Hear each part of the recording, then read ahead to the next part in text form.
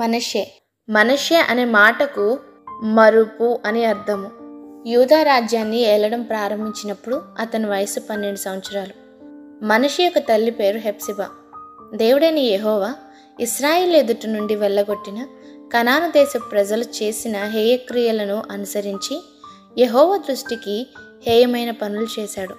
ఇతడు తన తండ్రి అయిన హిజ్కియా పడగొట్టినటువంటి ఉన్నత స్థలములను తిరిగి కట్టించి బయలుదేవతకు బలిపీఠాలను కూడా నిలబెట్టించాడు.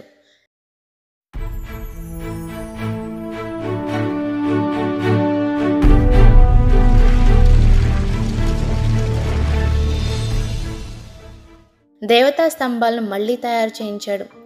ఆకాశ నక్షత్రములన్నిటినీ పూజించి కొలిచేవాడు.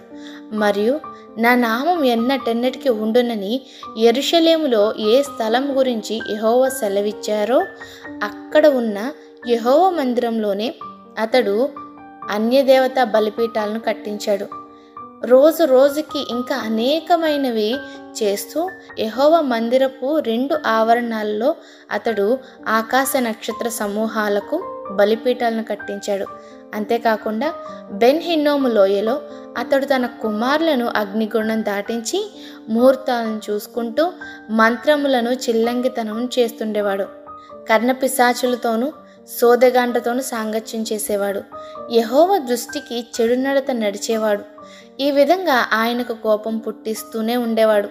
ఇశ్రాయేళ్ల గోత్ర స్థానములన్నిటిలో నేను కోరుకున్న యెరూషలేమునందు నా నామము నిత్యం ఉంచుతాను అని దేవుడు మోషే ద్వారా నియమించిన కట్టడలను, విధులను, ధర్మశాస్త్రం అంతటిని అనుసరించి నడుచుకోవటానికి ఇశ్రాయేలు జాగ్రత్త పడితే మీ పితరులకు నేను ఇచ్చిన దేశం నుండి ఇశ్రాయేలులను నేను ఇక తొలగించనని దేవుడు దావీదుతోనూ అతని కుమారులతోనూ సెలవిచ్చిన మాటను ఈ మనష్షే ఏ మాత్రం కూడా లక్ష్య పెట్టలేదు.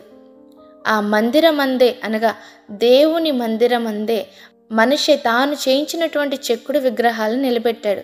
ఈ ప్రకారం మనష్షే యూదా వారిని యెరూషలేము కాపురస్తులను మోసపుచ్చి ఇశ్రాయేలు దేశంలో ఉండకుండా యెహోవా నశింపజేసినటువంటి అన్య జనుల కంటే మరింత అక్రమంగా ఇశ్రాయేలు ప్రజలు ప్రవర్తించేటట్లు చేశాడు. యెహోవా మనష్షేకు అతని జనులకు వర్తమానం పంపినా కూడా వారు ఏమాత్రం దేవుని మాట వినలేదు. కాబట్టి ఇశ్రాయేలు దేవుడైన యెహోవా సెలవిచ్చిందేమనగా అని తన ప్రవక్తను పంపుతూ వినేవారి 2 చెవులు గింగురుమన్నంత కీడు యెరూషలేం మీదకిని యూదా వారి మీదకి రప్పిస్తాను.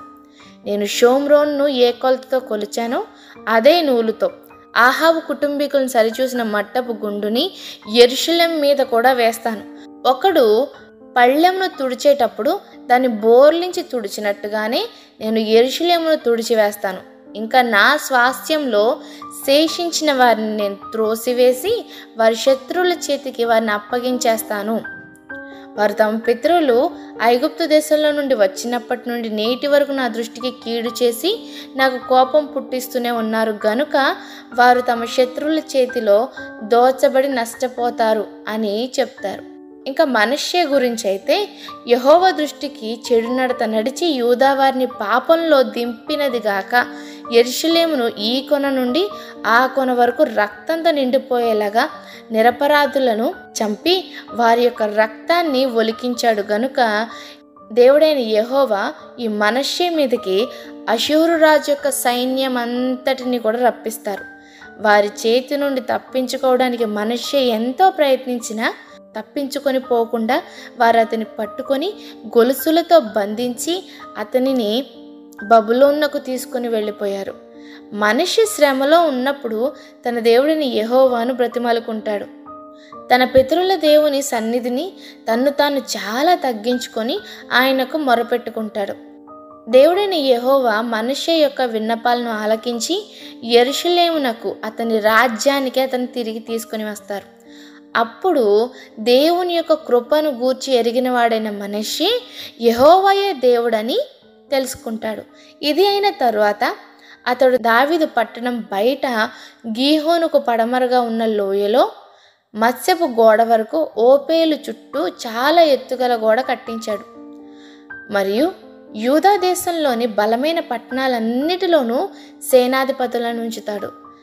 ఇంకా యెహోవా మందిరం నుండి అన్యుల దేవతలను విగ్రహాలను తీయించేసి యెరూషలేములోను యెహోవా మందిర పర్వతంలోను తాను కట్టించిన బలిపీఠములన్నిటినీ తీసి పట్టణం బయటికి వాటిని పడేస్తాడు.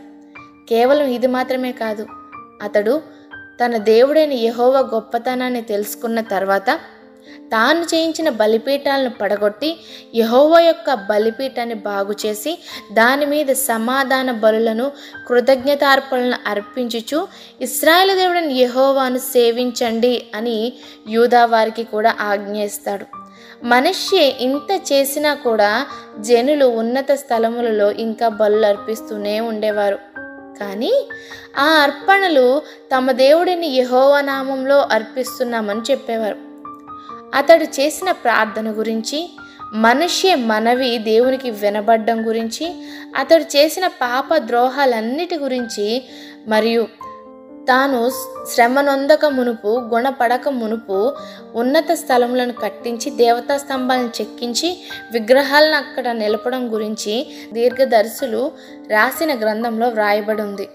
ఇదంతా అయిపోయిన తర్వాత మనష్షే చనిపోతాడు.